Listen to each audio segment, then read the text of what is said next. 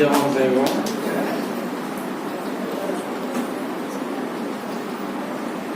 இந்த வேளை வர வேண்டும் என் இயேசுநாதா, இந்த வேளை வர வேண்டும், இந்த வேளை வர வேணும், என் துயரம் தீர வேணும், இந்த வேளை வர வேணும், என் துயரம் தீர வேணும், சிந்தை காட்சி தர வேணும், சீயோன் மலை இயேசுநாதா, இந்த வேளை வர வேண்டும் என் இயேசுநாதா, இந்த வேளை வர வேணும்.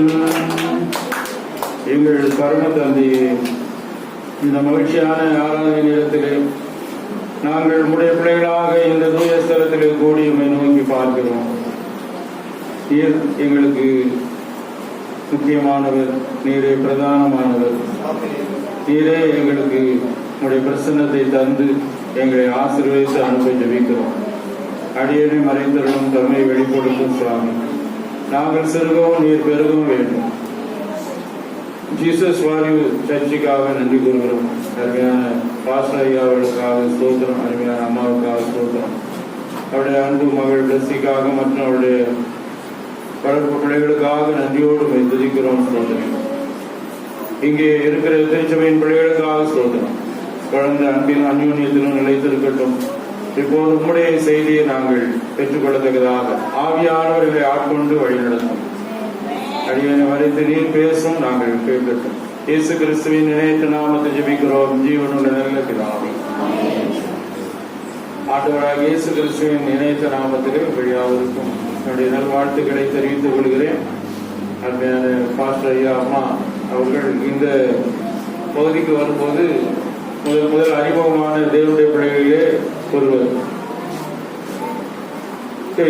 எதிர்பாராமல் இந்த பகுதிக்கு நாங்கள் வர நேரிட்டது. ஆனால் இங்கே வந்து அநேக மக்களுடைய அன்பை நாங்கள் காண முடிந்தது. அதில் முக்கியமாக பாஸ்டர் ஐயா அவர்கள் எங்களுக்கு மிகவும் உதவிகரமாக இருந்தார்கள். அந்த உடனே புது இடம், யார் நமக்கு பழக்கம் என்று எல்லாம் இருக்கும்போது அவர்கள் அவர்களாகவே வந்து எங்களோடு பழகி கொண்டார்கள். நாங்களும் அவர்களை அன்போடு ஏற்றுக்கொள்ள ஆண்டவர் அருள் புரிந்தார். நாகர்கோவிலிருந்து ஒரு வாஷிங் மிஷினை எடுத்து வர வேண்டும், யார் எந்த ஆட்டோ ஒழுங்கு பண்ணி எந்த வேன் டிரைவரை பார்க்க அப்படியெல்லாம் யோசிச்சுட்டு இருந்தாங்க. பாஸ்டர்கிட்ட சொன்ன உடனே அவங்க கார்லேயே அந்த வாஷிங் மிஷினை தூக்கி வச்சு இங்கே கொண்டு வந்து சேர்த்தார்கள். எந்த சன்மானத்தையும் எதிர்பார்க்காமல், எந்த வாடகையும் எதிர்பார்க்காமல் அதெல்லாம் செய்தார்கள். அதையெல்லாம் நாங்கள் மறக்கவே முடியும். சின்ன உதவியாக இருந்தாலும் அந்த நேரத்திலே அவர்கள் செய்கிற பெரிய உதவியாகத்தான் அது இருந்தது. அவருடைய அன்புக்காக நாங்கள் கடன்பட்டிருக்கிறோம். எனவே அவருடைய அன்பின் அழைப்பை தட்ட முடியவில்லை. இதனால் எனக்கு 2 ஆராதனைகள் உண்டு. ஒரு ஆராதனை முடித்துவிட்டு இன்னொரு ஒரு சிறு சர்ச்சை போது ஆரம்பித்திருக்கிறோம். எனவே அதை இன்னொரு முறை வருகிறேன் என்று சொல்லிவிட்டு நான் இந்த நாளிலே நாங்கள் குடும்பமாக வர ஆண்டவர் அருள் புரிந்தார். இங்கே வருகை தந்திருக்கிறவங்க யாவருக்கும் அருமையான பாஸ்டர் குடும்பத்துக்கும் என்னுடைய நன்றியை தெரிவித்துக்கிறேன். இப்போது நாம் சிந்தனைக்கான திருவசனத்தை எடுத்துக்கொள்வோம். மார்க் எழுதின நற்செய்தி நூல் 9ஆம் அதிகாரம் 23ஆம் வசனம். மார்க் 9:23. இயேசு அவனை நோக்கி நீ விசுவாசிக்க கூடுமானால் ஆகும், விசுவாசிக்கிறவனுக்கு எல்லாம் கூடும் என்றார். நீ விசுவாசிக்க கூடுமானால் ஆகும், விசுவாசிக்கிறவனுக்கு எல்லாம் கூடும். விசுவாசிக்கிறவனுக்கு எல்லாம் கூடும் என்பது இந்த நாளிலே உங்களுக்கு ஆண்டவர் தருகிற நற்செய்தியாக இருக்கிறது. யோவான் தன்னுடைய 1ஆம் நிருபத்திலே 4ஆம் அதிகாரத்திலே சொல்கிறார். ஒன்று யோவான் 5ஆம் அதிகாரத்திலே சொல்கிறார். 4ஆம் வசனம். தேவனால் பிறப்பதெல்லாம் உலகத்தை ஜெயிக்கும், நம்முடைய விசுவாசமே உலகத்தை ஜெயிக்கிற அடுத்த வசனத்தில் இயேசுவானவர் தேவனுடைய குமாரன் என்று விசுவாசிக்கிறவனை அன்றி உலகத்தை ஜெயிக்கிறவன் இயேசுவானவர் தேவகுமாரன். குமாரனுக்கு தகப்பனுக்குரிய உரிமை என்ன உண்டு? குமாரனுக்கு உண்டு. அப்படிதானே? அப்பாவுக்கு உரிய உரிமை, அப்புறம் பிள்ளைக்கு பிள்ளைக்கு தானே அந்த உரிமை. நம்முடைய ஆண்டவராக இயேசு கிறிஸ்து பிதாவுக்கு ஒரே பேரான குமாரன் என்று நாம் பார்க்கிறோம். அவர் தேவனுக்கு சமமானவர் என்று எழுதப்பட்டிருக்கிறது. அவரை நாம் விசுவாசிக்கிறோம். அவர்தான் தேவன். அவர்தான் இந்த உலகத்திலே நமக்காக வந்து சிலுவையிலே மாசற்ற ரத்தத்தை சிந்தி விலையேறப்பட்ட உயிரை கொடுத்து எல்லாருக்கும் பாவ நிவாரணத்தை செய்து பாவத்திலிருந்து சாபத்திலிருந்து நம்மை மீட்டெடுத்திருக்கிறார். எனவே பாவமோ சாபமோ நம்ம என்ன செய்யாது, ஆட்கொள்ள முடியாது. இயேசு கிறிஸ்துவின் வல்லமை நம்மை ஆட்கொண்டிருக்கிறது. எனவே எனக்கு என்ன பாவமோ என்ன சாபமோ அப்படின்னு நீங்க நினைக்க அவசியமே இல்லை. நான் ஏசப்பா பிள்ளை, இனி எனக்கு ஒரு சாபமும் இராது, எந்த பாவமும் என்னை மேற்கொள்ளாது என்று சொல்லி நான் விசுவாசத்தோடு இருக்கணும். விசுவாசிக்கிறவனுக்கு எல்லாம் கூட. இயேசுவானவர் தேவனுடைய குமாரன் என்று விசுவாசிக்கிறவன் என்று உலகத்தை ஜெயிக்கிறவன் யார்? எபிரேயருக்கு எழுதப்பட்ட நிறுவனத்தில் சொல்லப்பட்டிருக்கிறது, விசுவாசம் இல்லாமல் தேவனுக்கு பிரியமாயிருப்பது கூடாது. விசுவாசம் இல்லாமல் தேவனுக்கு பிரியமாயிருப்பது கூடாத காரியம். அவரை தேடுகள் அவர் தேவன் உண்டென்றும் அவர் தம்மை தேடுகளுக்கு பலனளிக்கிறவர் என்றும் விசுவாசிக்க வேண்டும். அவரை தேடுகிறோம் என அவர் உண்டு என்றும் நம்மை தேடுகளுக்கு அவர் பலனளிக்கிறவர் என்றும் விசுவாசிக்க வேண்டும் என்று எபிரேயருக்கு எழுதப்பட்ட நிறுவனத்திலே பார்க்கிறோம். இங்கே நற்செய்தி போதிலே மார்க் 9ஆம் அதிகாரத்திலே ஒரு தகப்பன் தன் பையனுக்காக ஆண்டவரை தேடி வந்தார். தேடி வந்தபோது அங்க ஆண்டவர் இருந்தாரா? ஆண்டவரத்துல சுகம் வாங்கணுட்டு பையனை கூட்டிட்டு வர்றாரு. பையனுக்கு என்ன பிரச்சனை? அவனுக்கு அசுத்த ஆவி பிடித்து அவனை அலக்கழித்தது. அடிக்கடி அவனை நினைச்சு தீயில தள்ளி விட்டுடும். அந்த அசுத்த ஆவி தண்ணீர்ல தள்ளி விட்டுடும். அவனுக்கு சுகம் கிடைக்க வேற யாரும் சுகம் கொடுக்க வழி இல்லாமல் சுகம் பெற முடியாமல் தவித்து கொண்டிருந்தான். அப்ப இந்த பையனுக்கு எப்படியாவது சுகம் வேணும்னு நினைத்த போது இயேசு கிட்ட போனா எல்லாருக்கும் சுகமாகிறது என்பதை கேள்விப்பட்டு இயேசு வண்டை அவன் கூட்டி வந்தான். இயேசு வண்டை தன் மகனை கூட்டி வந்தான். அங்க இயேசப்பா அங்க இல்லை. அவர் ஜெபம் பண்ண வெளியே போயிருந்தார். அங்க யாரு இருந்தா? ஆண்டோடைய சீடர்கள் இருந்தாங்க. அவங்ககிட்ட போய் என் மகனுக்கு ஜெபம் பண்ணி சுகமாக்குன்னு சொன்னபோது சுகமாக்குறாங்களா? அவங்களால என்ன செய்ய முடியல, சுகமாக்க முடியல. அந்த நேரத்துல ஜெபம் பண்ண போன ஆண்டவர் அங்கே வந்து விட்டார். அப்போதான் அந்த தகவல் வந்து ஆண்டவர்கிட்ட சொல்றேன், நான் என் பையனை உங்ககிட்ட கூட்டிட்டு வந்தேன். கூட்டிட்டு வரும்போது நீங்க இல்லாதனாலும் சீசரிடத்துல போய் ஜெபம் பண்ண சொன்னேன். அவங்களால இந்த பிசாசை என்ன செய்ய முடியல, அவனை விட்டு துரத்த முடியல அப்படின்னு சொல்லிட்டு அவன் என்ன சொல்றான், இது எவ்வளவு காலம் ஆயிட்டுன்னு அப்ப ஏசப்பா அவங்ககிட்ட கேட்கும் போது சிறு வயது முதற்கொண்டே அவனுக்கு இருக்கிறது என்று அவன் சொல்கிறான். இவனை அடிக்கடி தண்ணீர்ல தள்ளி விடுது, அந்த அசுத்தாவி தீயில தள்ளி விடுது. அப்புறம் என்ன சொல்றான்னா, மார்க் 9ஆம் அதிகாரம் 22ஆம் வசனத்துல, நீர் ஏதாவது செய்யக்கூடுமானால் எங்கள் மேல் மனது இறங்கி எங்களுக்கு உதவி செய்ய வேண்டும் என்று சொல்ற. நீர் ஏதாவது செய்யக்கூடுமானால் எங்கள் மேல் மனது இறங்கி எங்களுக்கு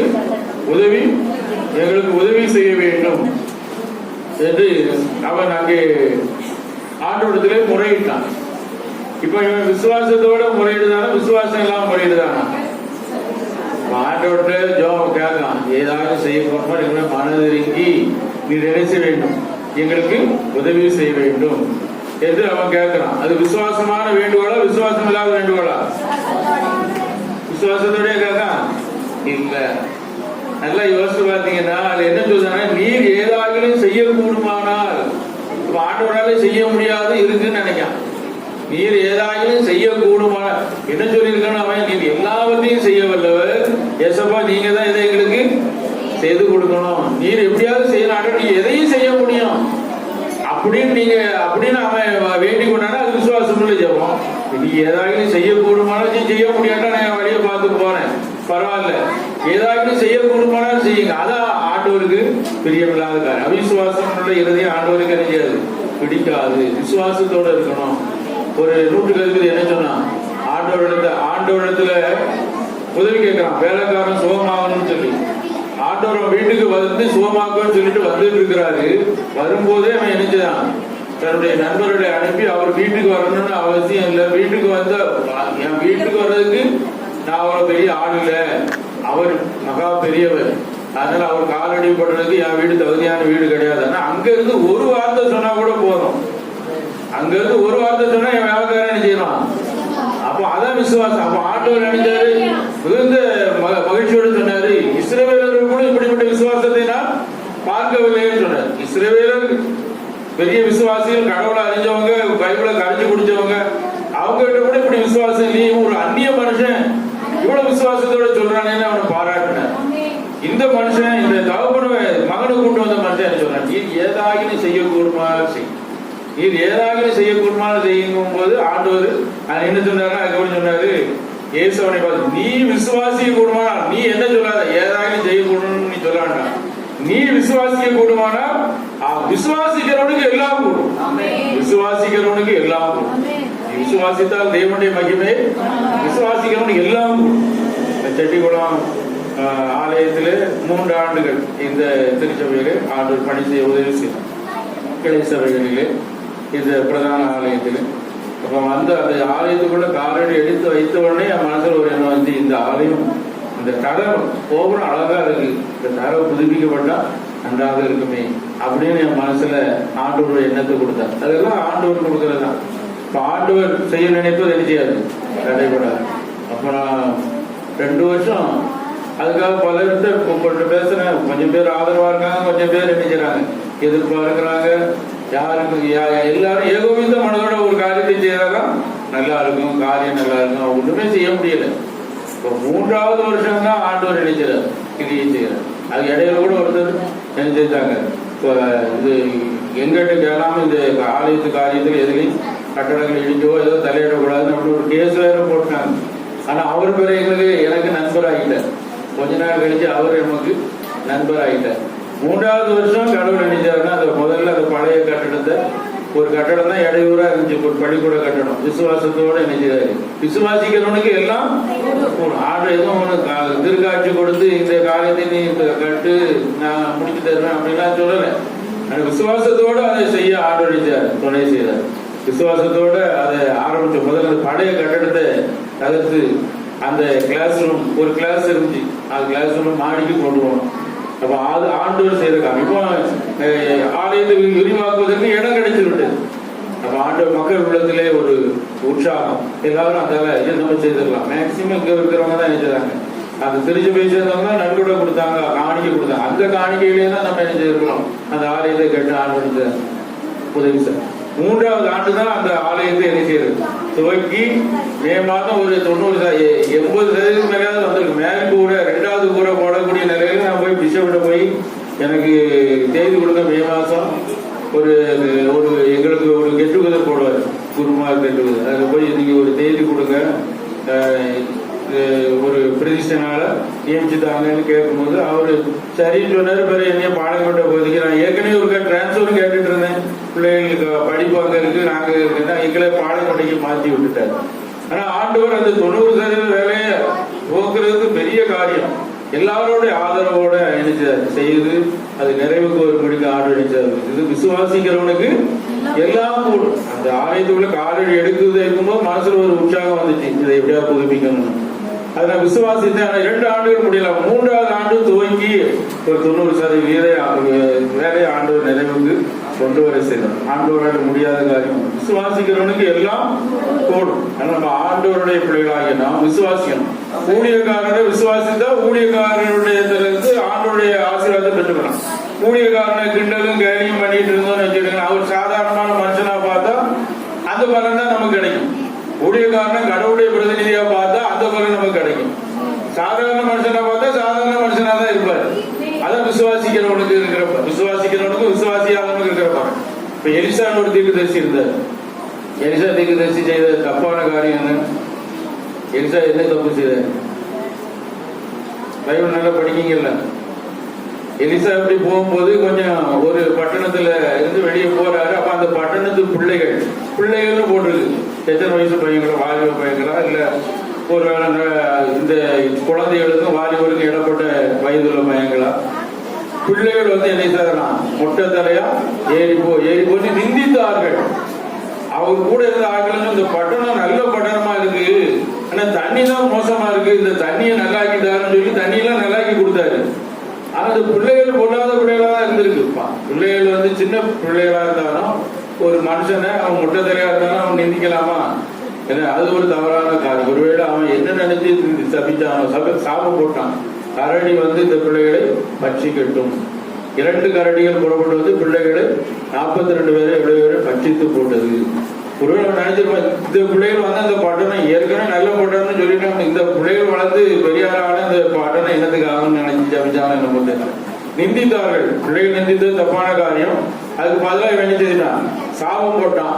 இப்ப என்ன இருந்தாலும் ஒரு பெரிய மனுஷன், ஒரு ஊழியக்காரன் சாபம் போடலாமா அப்படின்னு நினைச்சுவாங்க, எல்லாரும் சொல்லுவாங்க. அக்காலத்திலயும் சொல்லி இருக்கலாம். ஆனா அந்த ஊழியக்காரன் ஒருவனுடைய மனைவி வந்து அவனுடைய ஊழியக்காரனாகவே பார்த்தான். அவ்வளவு தூரம் நடந்தாலும் இவன் கர்த்தருடைய ஊழியக்காரன். அவன் புருஷன் செத்து போயிடுறான். செத்து போய் 2 பிள்ளைகள் அவளுக்கு இருக்காங்க. அந்த பிள்ளைகளை அடிமையா அந்த கடன் கொடுத்து வாங்க வந்திருக்கான். நீ பணத்தை தாரியா இல்லாட்ட அடிமையா அந்த பிள்ளைகளை தாரியான்னு கேட்டு நிற்கான். அவன் இவளுக்கு வேற வழியே தெரியல. நேர் யார்கிட்ட போனான், எலிசாவை அவன் ஊழியக்காரனாக அவன் என்ன செய்தார், ஏற்றுக்கொண்டாள். ஊழியக்காரன் உலகம் சொல்லலாம். ஒரு பக்கத்துக்கு 2 நாணயம் இருக்கு. ஊழியக்காரன் அதை ஏற்றுக்கொண்டதுனால அவன்கிட்ட போய் சொல்றா, அதங்கத்தை சொல்ற, எனக்கு 2 பிள்ளைகள், அது உங்க புருஷன், என்னுடைய புருஷன் பக்தியா நடந்ததெல்லாம் உங்களுக்கு தெரியும், உங்களோட சேர்ந்து ஊழியதெல்லாம் தெரியும். இப்போ அவர் கடனை வச்சுட்டு செத்து போயிட்டாரு. இந்த பிள்ளைகளை அடிமைகளா விலைக்கு வாங்கி பிடிச்சிட்டு போறதுக்கு கடன் கொடுத்தா வந்திருக்கிறான். என்ன செய்ய, அவன்கிட்ட என்னமா இருக்கு? அவர் சொல்ற, அவன்கிட்ட என்ன இருக்கு? அவன் உள்ளது சொல்றான், என்கிட்ட ஒரு குணம் எண்ணெயை தவிர வேற எண்ணெய் இல்லை. அப்பா என்ன சொல்றாரு, சரி பரவாயில்ல, அது ஒரு குணம் என்ன இருக்குல்ல, நீ போய் பக்கத்துல இருக்கிற எல்லார்ட்டையும் போய் பாத்திரங்களை கேட்டு வாங்க. எதுக்காக சொல்ல, கேட்டு வாங்க, கொடுக்கறவங்க கொடுக்கட்டும். அவன் நிறைய பாத்திரங்களை கேட்டு வாங்கினான். அரை கதையை பூட்டி நீயும் உன் பிள்ளைகளும் அதை என்ன செய்யும், அந்த எண்ணெயை வார்த்து வையுங்கள். அந்த எண்ணெயை ஊத்த ஊத்த எண்ணெய் வந்துகிட்டே எல்லா பாத்திரம். இன்னொரு பாத்திரத்தை எடுத்துருவா மகனேன்னு சொல்றா. அவன் இல்லம்மா, எல்லா பாத்திரமும் எண்ணெயால் நிறைஞ்சிருக்கு. அப்புறம் திரும்ப வந்து ஊழியர்கள் எல்லாம் நிறைஞ்சிட்டு நமக்கு எல்லாம் கிடைச்சிட்டு அதை இதை வித்துரு அப்படின்னு அவன் அலையில. உடனே நீ சொன்னபடி செய்தேன், என்ன போற பாத்திரம் நிறைய கிடைச்சது, அந்த பாத்திரம் எல்லாம் எண்ணெயால நிரம்பி இருக்கு.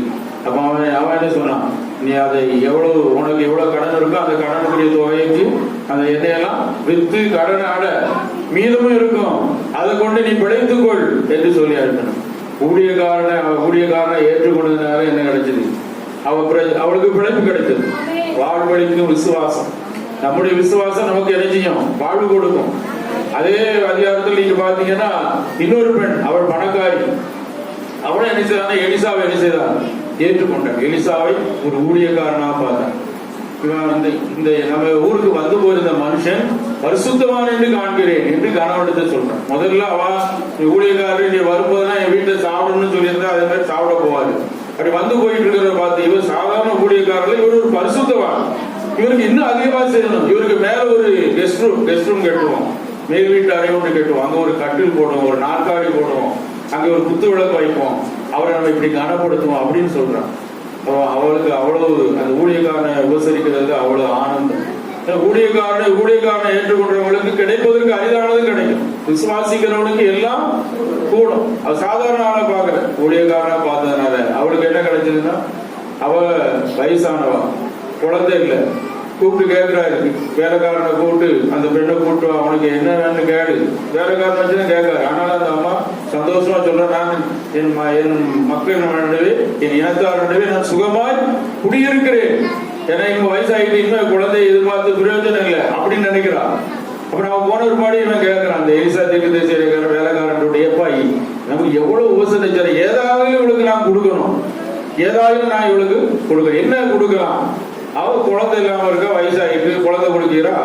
அவன் அப்படி நினைச்சிட்டு அவன் சொல்றான், குழந்தை கொடுக்கலாம் அப்படின்னு சொல்லி. உடனே அவளை கூட்டிட்டு வா, திரும்பவும் கூட்டிட்டு வந்தான். இன்னும் ஒரே வருஷத்துல உனக்கு என்ன செய்யும், குழந்தை, ஒரு ஆண் குழந்தையை நீ அணைத்துக் கொண்டிருப்பார். ஒரு உற்பவ காலத்திலே ஒரு ஆண் குமாரன் உனக்கு இருப்பான். ஒரு குழந்தை கற்பத்தில் தோன்றி அது வெளிப்படும் காலம் தான் அந்த உற்பத்தி காலம், ஒரு உற்பவ கால திட்டம்.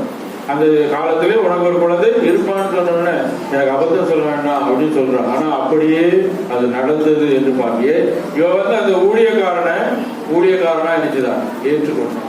விசுவாசிக்கிறவனுக்கு எல்லாம் ஒரு சாதாரண ஆளை நினைச்சிருந்தா நினைச்சிருக்க முடியாது, அந்த ஊழியக்காரன் மூலமா ஆசீர்வாதத்தை பெற்றிருக்க முடியாது என்று நான் பார்க்கிறேன். ஆண்டுடைய வார்த்தை என்ன சொல்றதுன்னா, மத்தேயு 10ஆம் அதிகாரத்தில் பாருங்க, மத்தேயு 10ஆம் அதிகாரம்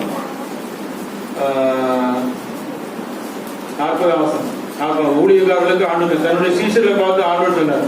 மத்தேயு 10:40 என்ன சொல்றாரு, உங்களை ஏற்றுக்கொள்கிறவன் என்னை ஏற்றுக்கொள்கிறவன் என்னை அனுப்பினவரை ஏற்றுக்கொள்கிறான். ஆண்டவர் சொல்றார், தீர்க்கதரிசி என நாமத்தின் மீது தீர்க்கதரிசி ஏற்றுக்கொள்கிறவன் அடைவான். நீதிமான் என்னும் நாமத்தின் நிமித்தம் நீதிமானை ஏற்றுக்கொள்கிறோம், நீதிமானுக்கு ஏற்ற பலனை. சீஷன் என்னும் நாமத்தின் நிமித்தம் அந்த சிறியரில் ஒருவனுக்கு ஒரு கலசம் தண்ணீர் மாத்திரம் குடிக்க கொடுக்கிறவனும் என் மகனை அடையாமல் போவான் என்று மெய்யாக உங்களுக்கு சொல்கிறேன். அப்ப அந்த ஊழியக்காரர் அப்படி ஏற்றுக்கொண்டு நம்ம செயல்படும் போது நிச்சயமா நமக்கு பிரதிபலன் உண்டு. அந்த சூனியம் ஒரு பெண்ணு, கனப்பொருந்திய பெண், எல்லாம் இருந்துச்சு. அவளுக்கு என்ன இல்லை, குழந்தை இல்லை. குழந்தை தான் அவளுக்கு கிடைப்பதுக்கு அரிதான ஒரு ஆசீர்வாதம். இன்னும் கிடைக்கவே கிடைக்காம இருந்தா. ஆனா ஆண்டவர் அந்த ஊழியக்காரன் மூலமா அந்த குழந்தையை கொடுத்த. கண்மலையில் தேடினால் உன்னை திருப்தியாக்குவேன். சங்கீதத்தில் கண்மலையில் தேடினால் உன்னை திருப்தியாக்குவேன். உச்சிதமான கோதுமையினால் உன்னை போஷிப்பேன். ஃபைனஸ்ட் வீட், ஆங்கிலத்தில் கூட ஃபைனஸ்ட், இருக்கிறதுலே மிக சிறந்த கோதுமை, உச்சிதமான கோதுமையினால் உன்னை. எப்போ அந்த ஊழியக்காரனை ஏற்றுக்கொள்ளும் போது, நல்ல ஒரு ஊழியக்காரர் ஆண்டவர் நமக்கு அனுப்பி தந்திருக்கிறார். புதுமனை இந்த பகுதியில் நமக்கு விளை நிலங்கள் இருக்கிறது, எத்தனையோ ஆத்துமாக்கள் இருக்கிறது. அவங்க ஆலோசனை கேட்கணும், நம்ம பார்த்து என்ன செய்யலாம், நம்ம எப்படி செய்யலாம். இப்போ கொட்டடிச்சு நம்ம வேன்ல போயெல்லாம் ஊழியம் செய்ய முடியாத நிலை. ஆனால் மக்கள் எத்தனையோ மக்கள் தேவையோடு இருக்காங்க, அவங்கள சந்திக்கலாம். ஏன்னா நம்ம மக்கள் எத்தனையோ மக்கள் இருக்கிறாங்க. அவங்க சில பேருக்கு ஃபீஸ் கட்ட முடியாத நிலையில் இருப்பாங்க, வெளியே கூட சொல்ல முடியாது. அவங்களுக்கு சொன்னா நம்மள என்ன நினைக்குமோ இந்த சமுதாயம் அப்படின்னு மனசுலேயே வச்சு புடிக்கிட்டு இருப்பாங்க. நாம் அப்படி மக்களை சந்திக்க பழக வேண்டும், மக்களை விசாரிக்க பழகணும். சுற்று வட்டாரத்தில் இருக்கிற மக்களை, தேவையோடு இருக்கிற மக்களை, கிராமங்கள் இருக்கு, அங்க போய் நம்ம அவங்களை விசாரிக்கணும் என்ன வேணும். அப்ப நமக்கு வேண்டிய நல்ல வசதி படைத்த பிள்ளைகள் நம்ம ஊர்ல இருக்கிறாங்க, ஏன்னா பிரசிடென்ட் இருக்கிறாங்க. அப்போ அவங்க ஏதாவது ஒரு அரசாங்க சலுகை நமக்கு தேவைன்னா அவங்ககிட்ட போய் சொல்லலாம். சொல்லி இந்த மாதிரி அவங்க எல்லாரையும் நம்ம ஒருவரா அறிய முடியாது. நம்ம இந்த பணிகளை நம்ம செய்யும் போது அவங்க நிச்சயமா பலன் அடைவாங்க. பலன் அடையும் போது அவங்க ஆட்டோமேட்டிக்கா அணிஞ்சுவாங்க, நம்ம ஆலயத்துக்கு அவங்களே வந்துருவாங்க, நம்ம கூடனே அவசியம் இருக்காது. ஏன்னா நல்ல ஆலோசனைகளை கேட்டு நம்ம செயல்படும் போது நம்முடைய சபை அணிஞ்சு வளரும். விசுவாசிக்கிறவனுக்கு எல்லாம் ஒண்ணுமே முடியாது இல்லை, ஆண்டவர் சொன்னார், நான் சொல்றேன். ஆண்டவர் என்ன சொல்ற, விசுவாசிக்கிறவனுக்கு எல்லாம் போகும். என்னுடைய சொந்த அனுபவத்தை கூட நான் சொல்லலாம். மூத்த திருமணமாகி அவர் திண்டுக்கல்ல வேலை கிடைச்சது. திருமணம் ஆன உட்பாடு தான் வேலை கிடைச்சது. அவர் திண்டுக்கல்ல இருந்து கணவன் இருக்கிறது சென்னை, இவா இருக்கிறது திண்டுக்கல், நாங்க இருக்கிறது திருநெல்வேலி. இப்படி அவ குடும்ப பிரச்சனையும் இருந்து அங்கேயும் இங்கேயும் அலசடிப்பட்டுக்கிட்டே இருந்தான். அப்ப நாங்க என்ன நினைச்சோம், நான் என்ன நினைச்சேன்னா என் மனைவி அதுதான் நினைச்சோம், நம்ம இவளை அங்கேயே போய் சேர்த்தா, சென்னையிலேயே சேர்த்து வைத்தால் நலமாக இருக்கும். அங்கேயே அவளுக்கு ஒரு வாய்ப்பை, அங்கேயே வேலை பார்க்கக்கூடிய வாய்ப்பை ஏற்படுத்தி கொடுத்தோம். கவர்மெண்ட் வேலை போய் பார்த்துட்டான்னு கணவன் வீட்டில் அனுப்பி வச்சுட்டாங்க. ஆனால் இவரால் என்ன செய்யல, அங்கே கிடந்து கஷ்டப்பட்டு கொண்டிருந்தோம். அப்போ ஆண்டவரிடத்துல நான் விசுவாசத்தோடு தான் முயற்சி பண்ணேன். யெகோவா ஜீரே, கர்த்தருடைய பருவத்தில் பார்த்து கொள்ளப்படும். இந்த வேலைக்கு அந்த வேலையில டிரான்ஸ்ஃபர் வாங்க முடியாது, நாங்கள் அது கோஆபரேட்டிவ் பேங்க் மாதிரிலாம் போகிறதுக்கு வாய்ப்பே இல்லை நாங்கள். ஆனாலும் கூட முயற்சிகள் மேற்கொள்ளப்படும். ஆனா ஒரு வாய்ப்பு வரை இருக்குன்னு கண்டுபிடிச்சேன். சட்டத்துல ஏதாவது ஒரு பகுதிக்கு மாறிடலாம். சென்னை ஏதாவது ஒரு டிஸ்ட்ரிக்ட், எல்லா மாவட்டங்கள்லயும் அந்த கோஆபரேட்டிவ் பேங்க் இருக்கு. திருநெல்வேலியில திண்டுக்கல்ல இருந்து திருநெல்வேலிக்கு வரனா வந்துக்கலாம், சென்னைக்கு போனா போய்க்கலாம், மதுரைக்கு போனா போய்க்கலாம். ஆனா ஒரு தடவை தான் அந்த வாய்ப்பு. அப்ப என்ன செய்ய, எல்லாரும் சொன்னாங்க, அவன் அங்க இருந்தும் கஷ்டப்படுறான், இங்க உங்க திருநெல்வேலிக்கு கூட்டிட்டு வாங்க அப்படின்னு. இல்ல, அவளுக்கு எப்படியாவது அந்த கணவன் இருக்கிற இடத்துக்கு தான் போகணுங்கிறது என்ன மேலும், அதுக்குதான் நம்ம சப்போர்ட்டா இருக்கணும். அப்ப நீ அங்கேயே போ அப்படின்னு சொல்லி நாங்க அதுக்காக அலையாத அழைச்சி அங்க அரசாங்கத்துல போய் டிரான்ஸ்பருக்காக முயற்சி பண்ண, மப்பியில போனா நம்மளை கண்டுட மாட்டேங்காங்க. யாரையா நீங்க பெற வாங்க, அவரு அந்த ஆபீசர் அந்த டைரக்டர் எல்லாம் பார்க்க முடியாது, சூப்பரண்ட பார்க்க முடியாது, கிளார்க்க கூட பார்க்க முடியாதுன்றாங்க செக்யூரிட்டி. அவருக்கு அங்கேயும் போட்டு போனாதான் கொஞ்சம் மதிக்க ஃபாதர் வந்திருக்காரு அப்படின்னு சொல்லி கொஞ்சம் இடம் கொடுக்குறாங்க. அப்படி நான் 3 வருஷமா அலைஞ்சேன். 3 வருஷமா அவளுக்காக அங்கே இங்க இருந்து பஸ்ல போவேன், அங்கே போய் ட்ரெயின்ல போவேன், சில நேரம் அங்கேயும் போட்டுட்டே ட்ரெயின்லயும் பஸ்லயும் போக வேண்டியது இருந்துச்சு. ஆனால் அப்படி அலைஞ்சு கடைசியா ஓரளவு 3 வருஷம், 3வது வருஷத்துல ஃபைல் பாஸ் ஆயிருங்கிற நிலைமையில அந்த அமைச்சருடைய பிரியா அதை கையில் எடுத்துட்டு அவர் சொன்னாரு, 5 லட்சம் நீங்க கொடுக்கலன்னா இந்த ஃபைல் வேற எங்கும் நகராது, இந்த மூலையில கிடக்கும், மூலையில தான் கிடக்கும்போது அமைச்சர் மேஜைக்கு போகாதுன்றார். அப்போ அதுக்காகவும் கூட அது முடியாது, அது நம்ம லஞ்சம் கொடுக்க கூடாது வரக்கூடாது, நம்ம செய்யக்கூடாதுன்னு எவ்வளோ தூரம் ஜோம் பண்ணியாச்சு, பல மாதங்கள் ஜோம் பண்ணியாச்சு, ஒன்றும் நடக்க மாட்டேங்குது. அவளுக்கு அழுக, எப்படியாவது எனக்கு டிரான்ஸ்ஃபர் வாங்கிட்டாங்க அப்படின்னு என் மக அழுதுகிட்டே இருக்கான். சரி, பிள்ளைகளுக்காக சரி நம்ம இது பாவம் தான், அதனால அவங்க கொடுத்தாவது வாங்கி கொடுத்துருவோம் அப்படிங்கிற எண்ணம் வந்துட்டு 3 வருஷம் கழிச்சு கடைசியில், அதாவது தாகம் உள்ளவர்கள் தண்ணீரை தேடி அது கிடையாமல் அவருடைய நாவு தாகத்தால் வரடும் போதுதான் நினைச்சு வரான், கத்தை செவி கொடுப்பாரு. தாகம் உள்ளவர்கள் தண்ணீரை தேடி ஏசாயாவில் இருக்கு, அது கிடையாமல் அவருடைய நாவு தாகத்தால் வரடும் போது கத்தராகினான் அவருக்கு செவி கொடுத்து அவரு கடைசியா சரி இந்த 5 லட்சம் கேட்கான், இருக்கிற நகையெல்லாம் அடகு வச்சு அந்த பணத்தெல்லாம் எடுத்துட்டு போய் கொடுப்போன்ட்டு போனான். என் மனசுல என்ன வருதுன்னா, இந்த குழந்தை குட்டிக்குள்ள போனா அந்த ஆளுக்கு கொஞ்சம் இறக்கம் கிடைக்கும் அப்படின்ட்டு அவன் அந்த பிஏ சொல்ல, நீங்க என்கிட்டே கொடுக்க வேண்டாம், நீங்க அமைச்சர்கிட்டே போய் நீங்க நினைச்சீங்க இந்த 5 லட்சத்தை கொடுத்துருவேன்ட்டு. அப்ப 5 லட்சத்தையும் எடுத்துக்கிட்டு நான் என்ன நினைக்கிறேன்னா, சும்மா போய் விட்டு 5 லட்சம் கொடுத்தோம்னா அது வாங்கிட்டு சாதாரண நினைச்சிட்டு போயிடக்கூடாது. பாவம் அந்த பிள்ளைகளுக்காக மேல பரிதாபப்பட்டு ஏதாவது செய்வான்னு பிள்ளைகளோட கொண்டு போயிட்டேன். மனைவி, என் பிள்ளைகள், அந்த பேர பிள்ளைகள், என் மகா எல்லாரும் உள்ள போனோம்னா அவன் பதறிட்டான். அவனுக்கு ஏதோ ஒண்ணு நடந்துட்டு, எதுக்கு வந்து பார்ட்டி ஃபண்டோட வந்திருக்கேன் அப்படின்னு சொன்னேன். அதான் அவங்களுடைய வாதத்தை அப்படி சொல்லணும். அப்ப அப்படி சொல்லும் போது யார் சொன்னா, நான் உங்களெல்லாம் ஒன்றும் கொண்டு வர சொல்லலையே, அப்படிலாம் ஒன்றும் சொல்லல. ஏன் அவன் யாரு பிஏ என்ன சொன்னான், அவன் இதை பற்றி பேசவே இல்லையே, போங்க அப்படின்னு துரத்தி விட்டான். வெளியே வந்து என் மகளுக்கு ஒரே அழுக, எல்லாருக்கும் பணம் கொடுத்தா கிடைக்க, எனக்கு அதுவும் கிடைக்க மாட்டேங்க அப்படின்னு சொல்லி அழுக. ஆனா ஆண்டவர் எடுத்தது அப்ப அவளை ஆறுதல் கொடுத்து, உனக்கு ஒரு வீடு வாங்கி தந்துருவோம், உனக்கு ஒரு முதல்ல சொந்தமா ஒரு வீடு வாங்கணும்னு சொல்லி அதை திரும்ப அந்த லட்சத்தை நகையை திரும்பி பெறாத வீணாக்க விருப்பம் இல்லாம நகையை திரும்பவும் போய் எதுவும் அவசியப்பட்டு அழகு வைக்க வேண்டியது, ஏதாவது அவனுக்கு நன்மை செய்யணும் அப்படின்னு ஒரு அட்வான்ஸ் கொடுத்தோம். ஒரு வீடு வாங்குறதுக்காக அந்த 5 லட்சத்தை கொண்டு போய் ஒரு அங்கே இருக்கிற ஒரு அப்பார்ட்மெண்ட்ல ஒரு வீடை வாங்குறதுக்காக அட்வான்ஸ் கொடுத்தோம். ஆட்டுக்கு ஆச்சரியமா அந்த வீடையும் வாங்க வைத்தார். அவ பாதி நாங்க பாதி பணம் போட்டு அவ பேங்க் லோன் போட்டு அதை வாங்க வைத்தார். அதுக்கடையில இந்த என்ன செய்ய என்று இருக்கும்போது கடைசியா ஒரு ஜெபம் பண்ணேன். ஒரு நாள் ராத்திரி, விசுவாசிக்கிறவனுக்கு எல்லாம் போடும். இப்படி நடந்தாச்சு. ஆண்டவரே என்ன செய்ய போகிறீர்? ஒரு நல்ல ராத்திரி ஜெபம் பண்றேன். Oh God, you can do anything. இது எதையும் செய்ய முடியும். You can do anything, you can do everything. எதையும் செய்ய முடியும், எல்லாவற்றையும் செய்ய முடியும். You can do everything. Don't be idle. சும்மா இருக்காதீங்க. Please do something. எதையாவது செய்யும். நீ இந்த காரியமா எதையாவது செய்து எனக்கு ஒரு வழியை காமியும் அப்படின்னு சொல்லி ஜெபம் பண்ணேன். அடுத்த நாள் காலையில இருந்துச்சு, ஆவியானவர் எனக்கு ஒரு லெட்டர் எழுத சொன்னார். 2 IAS அதிகாரி, அந்த நிர்வாகத்துல சம்பந்தப்பட்டவங்க, அவங்களுக்கு அந்த லெட்டரை அனுப்புன்னு சொன்னார். அப்படியே நான் அனுப்புனேன். அவங்க வந்து your IAS officer, Indian administrative சர்வீஸ்ல இருக்கீங்க, இந்திய நிர்வாகத்துல நீங்க இருக்கீங்க, நீங்க தான் ஒவ்வொரு இந்தியனுக்கும் பேசணும். You are chosen to speak for every Indian. ஒவ்வொரு இந்தியனுக்காக ஒவ்வொரு IAS அதிகாரியும் பேசுறதுக்கு அந்த பொறுப்பு உங்களுக்கு கடவுள் கொடுத்திருக்காரு. இது நியாயமான காரியம், அவசியமான காரியம். 2 பிள்ளைகளை வைத்து கொண்டு கணவன் ஒரு புறம், பிள்ளைகள் ஒரு புறம், ஒரு பிள்ளை கஷ்டப்பட்டா இந்த டிரான்ஸ்பரை கொடுத்தாங்க என்ன, இது இன்னொரு கையில இருக்கு இந்த ஃபைலு, அவரு இந்த மாதிரி கேட்காது அப்படின்னு சொல்லி நான் அவருக்கு எழுதி போட்டேன். அவரு தான் அதுல 2 அதிகாரில ஒரு அதிகாரி, அது அவர் தான் அந்த ஆர்டர்லாம் போடணும். அவர் மனசுல ஆண்டவர் பெரிய சொன்னார். அவரை ஏற்கனவே ஒருக்கா சந்திச்சிருக்கேன்.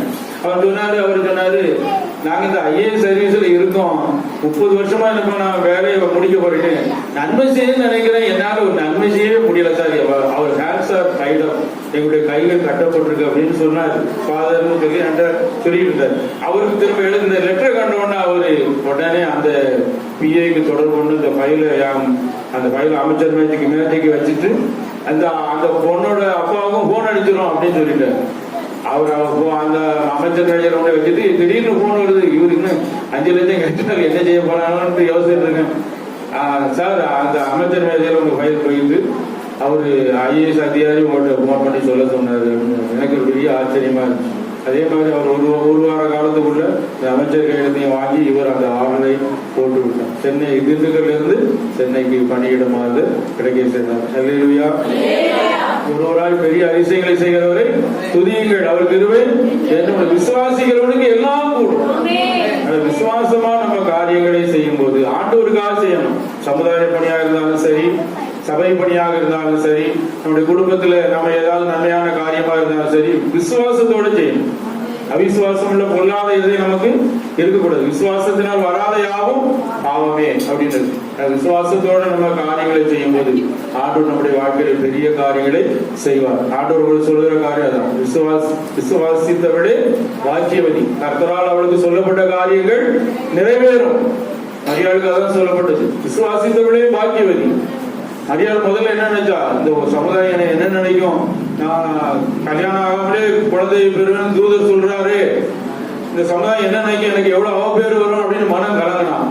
ஆனா ஆண்டுடைய ஆவியானவர்களை பலப்படுத்தின உடனே அவருக்குள்ள என்ன வந்துட்டு, விசுவாசம் வந்துட்டு. என்ன சொன்னா, விசுவாசத்தோடு சொன்னார், வல்லமையுடைய ஒரு மகிமையானவர்கள் எனக்கு செய்தார். இந்த சமுதாயம் என்ன சொன்னாலும் பரவாயில்ல, என்னை எப்படி பேசினாலும் பரவாயில்ல, வல்லமையுடைய ஒரு மகிமையானவர்கள் எனக்கு செய்தார். இது முதல் எல்லா சந்ததியிலும் என்னை பாக்கியவதி என்பார்கள். மரியாதை எல்லாரும் நீங்க நினைக்கிறோம் பாக்கியவதி தான் சொல்றோம். மரியாதை தேவகுமாரனை பெற்றெடுத்த பரிசுத்தமான தாய் என்று சொல்றோம். யாராவது அவங்களை குறைவா பேச முடியுதா? உலகம் வந்து அவர்கள் போற்றப்படுகிறார். வல்லமையோட மகிமையானவர்களே விசுவாசித்தவளே பாக்கியவதி. விசுவாசிக்கிறவனுக்கு எல்லாம் கூடும். எனவே ஆண்டோடைய பிள்ளைகளாகி நாம் ஆண்டவருடைய விசுவாசத்தை எனக்குள் வைக்க, விசுவாசத்தை துவக்கிறவரும் அவர்தான். அந்த தகப்பு வந்து கடைசியில் என்ன சொன்னான்னா, எப்பா நீ விசுவாசிக்க கூடுவானா, ஆக விசுவாசிக்கிறவன் எல்லாம் கூடணும்னு அவன் உணர்ந்துட்டான். ஆண்டவரே என்கிட்ட அவிசுவாசம் இருக்கு, கண்ணீரோடு சொன்னான், சத்தம் போட்டு சொன்னான், அந்த அவிசுவாசம் நீங்கபடி எனக்கு உதவி செய்யும். அவிசுவாசத்தை நீக்கிறதுக்கு அவருக்கு தான் வல்லமை உண்டு. வேற யாரும் அவிசுவாசத்தை நீக்க முடியாது. விசுவாசத்தை துவக்கிறவரும் அவர் தான், முடிக்கிறவரும் அவர் தான், அவர் தான் எல்லாம். அதனால அவர்கிட்ட அவன் கெஞ்சின உடனே மறு வினாடி ஆண்டவர் அவனுக்கு அவன் மகனை சுகமாக்கி கொடுத்தார். விசுவாசிக்கிறவனுக்கு எல்லாம் ஆண்டவர் தாமே என்னுடைய வாழ்க்கையிலே மேலான விசுவாசத்தை, அவருடைய தெய்வீக விசுவாசத்தை நம்முடைய உள்ளங்களிலே வைத்து நம்மை நம்முடைய குடும்பங்களுக்கும் திருச்சபைகளுக்கும் சமுதாயத்துக்கும் ஆசீர்வாதமாக்குவதாக ஆமென். ஜெபம் செய்வோம்.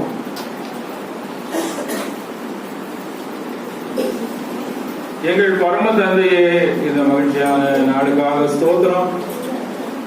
இங்கே வருகை தந்திருக்க அருமையான நமது பிள்ளைகளுக்காக ஸ்தோத்திரம் ஆண்டவரே. இந்த இடத்தில் இந்த சபை ஸ்தாபிக்கப்பட நீ திட்டம் வைத்திருந்து நிமிடமாக இதை வளர்ந்து வர செய்திருக்கிறீர்கள் ஆண்டவரே. உமக்கு ஸ்தோத்திரம். பாஸ்டர் சாந்த சிங் ஐயா அவர்களுக்காக ஸ்தோத்திரம், அருமையான அம்மாவுக்காக ஸ்தோத்திரம். அவரோடு இந்த திருச்சபை பணியில இணைந்து செயல்படுகிற மூப்பர்களுக்காக ஸ்தோத்திரம். அனைத்து விசுவாசிகளுக்காக ஸ்தோத்திரம் ஆண்டவரே. ஏக சிந்தையை அனைவருக்கும் தருவீராக. நாம் ஒருமித்து கர்த்தருடைய நாமத்தை உயர்த்துவோமாக. விசேஷித்த வல்லமை அருமையான பாசர்களாகவும் இங்கே வந்திருக்கிற விசுவாசம் ஒவ்வொருவருக்குள்ளாகவும் இறங்கட்டும் ஆண்டவரே. உடைய விசுவாசத்தை உள்ளத்திலே வைப்பீராக. விசுவாசத்தை துவக்கிறோர் முடிக்கிறோருமாக இருக்கிற ஆண்டவர் உங்களுடைய விசுவாசத்தை உங்கள் பிள்ளைகளுக்குள்ளாக வைப்பீராக. அவருக்கு கொடுக்கப்பட்ட தரிசனம் வளரட்டும், பெருகட்டும் ஆண்டவரே. இந்த சபை வளர்ந்து பெருகட்டும் ஆண்டவரை. இடமுள்ளாமல் போகும் வரைக்கும் இங்கே ஆண்டவரை உங்களுடைய பிள்ளைகள் வந்து கூடட்டும், விசுவாசிகள் வந்து சேரட்டும் ஆண்டவரே. சுற்று வட்டாரத்தில் இருக்கிற ஆண்டவரை ஆத்துமாக்கள் நமது பிள்ளைகள் கண்கள் ஏறெடுத்து பார்க்கட்டும் ஆண்டவர். அவர்களை அணுக தகுந்த ஆலோசனையை தாரும் ஆண்டவர், நல்ல சூழலை தாரும், நல்ல ஒரு உறவு நிலையை உருவாக்கட்டும். அநேகர் இந்த இடத்துல கூட்டி சேர்த்து உமக்காக ஆண்டவரை செயல்பட்டு மகிமைப்படுத்தட்டும் ஆண்டவரே. நாங்கள் ஒருமித்து உடைய நாமத்தை உயர்த்த மகிமைப்படுத்த அழைக்கப்படுகிறோம். வந்திருக்கிற ஒவ்வொரு பிள்ளையும் ஆசீர்வதித்து அனுப்பும் ஆண்டவரை. அவருடைய மற்றவர்களுக்கு ஆசீர்வாதமாகும். நீ ஆசீர்வாதமாக இருப்பார்.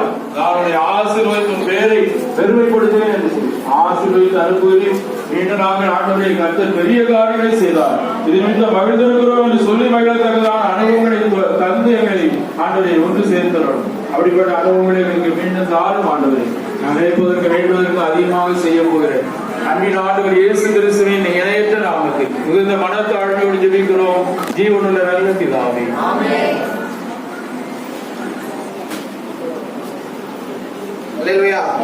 நல்ல ஒரு செய்தியா, ஆழமான செய்திய ஆண்டவர் நமக்கு தந்தார். அல்லேலூயா. விசுவாசம் வளர்ந்திருக்கு. தேவ பிள்ளைகளை அந்த கேட்ட வசனத்தின்படி நாம் விசுவாசிப்போம். அந்த நிச்சயமாய் நம்மை ஆசீர்வதிப்பார். வருகின்ற நாட்களிலும் நம்முடைய குடும்ப வாழ்க்கையிலும் நம்முடைய ஆவிக்குரிய வாழ்க்கையிலும் கர்த்தர் வல்லமையான காரியங்களை செய்வார். விசுவாசிக்கிறவனுக்கு எல்லாம் கூடும். இந்த வேளையில் கேட்க போற ஆண்டவரே, அந்த மனித தகப்பனை போல கேட்க போற ஆண்டவரே, என்னுடைய விசுவாசத்தை வர்த்திக்க மாட்டேங்குது. எல்லாரும் கேட்போம். நம்ம ஜெபிப்போம். ஒரு விஷயம் கூட ஆண்டவர் நம்மை ஆசீர்வதிப்பார். எல்லாரும் முழங்கால் பிடித்து ஜெபிப்போம். ஸ்தோத்திரம் ஆண்டவரே, கேட்ட வசனத்தின்படி ஆண்டவரே எங்களுடைய விசுவாசத்தை வர்த்திக்கப்பட்டுங்கப்பா. நல்ல ஒரு ஆண்டவரே ஸ்தோத்திரம் ஆண்டவர், ஆழமான சத்தியத்தை எங்களுக்கு ஆண்டவரே நீர் தந்தீங்கப்பா. நன்றி செலுத்துறோம் ஆண்டவரே. விசுவாசம் இல்லாமல் உமக்கு பிரியமாய் இருப்பது கூடாத காரியம் ஆண்டவரே. இப்படி தாசன் மூலமா நீங்க எங்களோட பேசுனீங்க, எங்களுடைய விசுவாசத்தை வர்த்திக்கப்பட்டீங்கப்பா ஆண்டவரே. நன்றி செலுத்துறோம் ஆண்டவரே, நன்றி செலுத்துறோம்ப்பா. அல்லேலூயா. மேகம் கொண்ட வாக்கு தத்தம் சோழனை காத்திருக்க விசுவாசத்தால் உரிமை கொள்வாய், இறைந்து முன்னே இடுவாய். விசுவாசத்தால் உரிமை கொள்வாய், இறைந்து முன்னே இடுவாய். விசுவாசியே நீ பதறாதே, விசுவாசியே நீ கலங்காதே, விசுவாசியே நீ பதறாதே, விசுவாசியே நீ கலங்காதே. விசுவாசத்தால் நீதிமான் மீண்டும் மீண்டும் பிழைப்பான். விசுவாசத்தால் நீதிமான் மீண்டும் மீண்டும் பிழைப்பான். கர்த்தரின் கை குறுகவில்லை, கர்த்தரின் வாக்கு மாறிடவே, சூத்திரமாய் மாறிடவே, சுதந்திரம் புரிந்தனரே, சூத்திரமாய் மாறிடவே, சுதந்திரம் புரிந்தனரே. விசுவாசியே நீ பதறாதே, விசுவாசியே நீ கலங்காதே. ஆமென். விசுவாசியே நீ பதறாதே, விசுவாசியே நீ கலங்காதே. விசுவாசத்தால் நீதிமான் என்றும் என்றும் பிழைப்பான். விசுவாசத்தால் நீதிமான் என்றும் என்றும் பிழைப்பான். கர்த்தருடைய வார்த்தைகளுக்கு எல்லாரும் கரங்களை தட்டி கர்த்தரை மையப்படுத்தும். ஆண்டவர் நம்மோடு பேசினபடி நான் ஸ்தோத்திரம் பண்றோம். அருமையான கர்த்தருடைய தாசனுக்காக நன்றி செலுத்துகிறோம். இந்த நாளில் குடும்பமாய் வந்து கர்த்தருடைய நாமத்தை மையப்படுத்த நம்முடைய தாசனை கர்த்தரை எடுத்து பயன்படுத்தபடியா ஸ்தோத்திரம் பண்ணோம். அவங்க ஊழிய செய்கிற அந்த திருச்சபையை கர்த்தர் ஆசீர்வதிக்கும்படியா ஸ்தோத்திரம் பண்ணோம். பிள்ளைகளை ஆசீர்வதிக்கும்படியா ஸ்தோத்திரம் பண்ணோம். வேற பிள்ளைகளை ஆசீர்வதிக்கும்படியா ஸ்தோத்திரம் பண்ணோம். அன்பின் பரலோக பிதாவே, இந்த சந்தோஷமான மகிழ்ச்சியான இந்த மத்தியான வேலைக்காக நன்றி செலுத்துகிறோம் ஆண்டவரே. இந்த வேளையிலும் ஆண்டவரே, உங்களுடைய வார்த்தைகளை நாங்கள் தியானிக்க தந்த கிருபைகளுக்காக ஸ்தோத்திரம் ஆண்டவரே. விசுவாசத்தை குறித்து எங்களோடு நீ தெளிவாய் திட்டமாய் எங்களோடு பேசினபடினாலே நன்றி செலுத்துகிறோம் ஆண்டவரே. இந்த நாளிலும் ஆண்டவரே, அந்த விசுவாசத்திலே நாங்கள் ஒருபடி மேலே வளரும்படியாய் ஆண்டவரை எங்களுக்கு கிருபை செய்வீங்க. நம்முடைய மகனை கொண்டு எங்களோடு பேசுனீங்க அப்பா, நன்றி செலுத்துகிறோம். இந்த கிருபையுள்ள வார்த்தைகளுக்காக, அதிகாரமுள்ள வார்த்தைகளுக்காக நன்றி செலுத்துகிறோம் ஆண்டவரே. வேளிலும் உடைய மகனை கர்த்தரை எடுத்து பயன்படுத்துங்க. இன்னும் அநேக ஆத்மாக்களுக்கு பிரயோஜனமாய் எடுத்து பயன்படுத்துங்க ஆண்டவரே. அநேகருடைய ஆவிக்குரிய வாழ்க்கை கட்டப்படட்டும் ஆண்டவரே. விசுவாசத்திலே குந்தி இருக்கிறவர்கள் விசுவாசத்திலே வளரட்டும் ஐயா. அற்புதங்கள் அடையாளங்கள் ஆண்டவரே ஸ்தோத்திரம். பிள்ளைகளுக்காக நன்றி செலுத்துகிறோம். மருமக்கள் பேர பிள்ளைகள் அனைவரையும் ஆசீர்வதிங்க ஆண்டவரே. இந்த நல்ல சுகபலனை கொடுத்து ஆண்டவரே உடைய ஊழியத்திலே எடுத்து பயன்படுத்துவீராக. இந்த நாளில் எங்கள் மத்தியிலே வந்தது ஆண்டவரே ஸ்தோத்திரம் ஆண்டவரே. எங்களுக்கு ஆண்டவரே சந்தோஷத்தை உண்டாக்குற ஒரு காரியமா இருக்குது அப்பா. அநேக வருடங்களுக்கு பிறகு ஆண்டவரே ஐயாவை பார்க்கவும் பேசவும் வார்த்தைகளை கேட்கவும் ஆண்டவரே கிருபைகளுக்காக ஸ்தோத்திரம். தொடர்ந்து எடுத்து பயன்படுத்த கேட்ட எங்களை ஆசீர்வதிக்கப்பா ஆண்டவரே. நாங்களும் இந்த சத்தியத்தை விட்டு விடாதபடி ஆண்டவரே நாங்கள் தியானித்து இன்னும் ஆண்டவரே ஆழமாய் அந்த ஆவிக்குரிய வாழ்க்கையில முன்னேறி செல்ல கிருபை தருவீராக. ஆண்டவரே ஸ்தோத்திரம். இந்த வாரம் முழுவதும் நடத்துங்க. மீதியான நேரங்களோட பிரச்சனைகளோடு இருக்கட்டும் ஆண்டவரே. எங்களை தாழ்த்துறோம், அர்ப்பணிக்கிறோம் ஆண்டவரே. ஸ்தோத்திரம். எல்லா துதி கன மகிமை எல்லாம் உமக்கே செலுத்துறோம். ரட்சகர் இயேசுவின் நாமத்தில் ஜெபிக்கிறோம் ஜீவனுள்ள நல்ல பிதாவே. என் ஆத்துமாவே கர்த்தரை ஸ்தோத்திரி.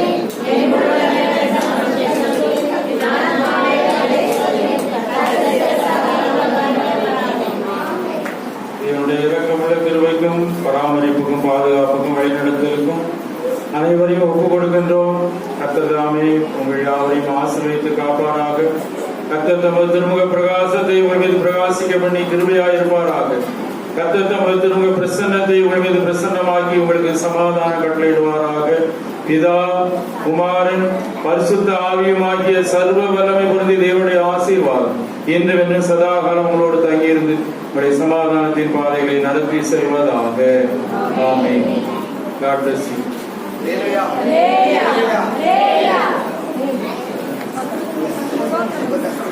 Hallelujah.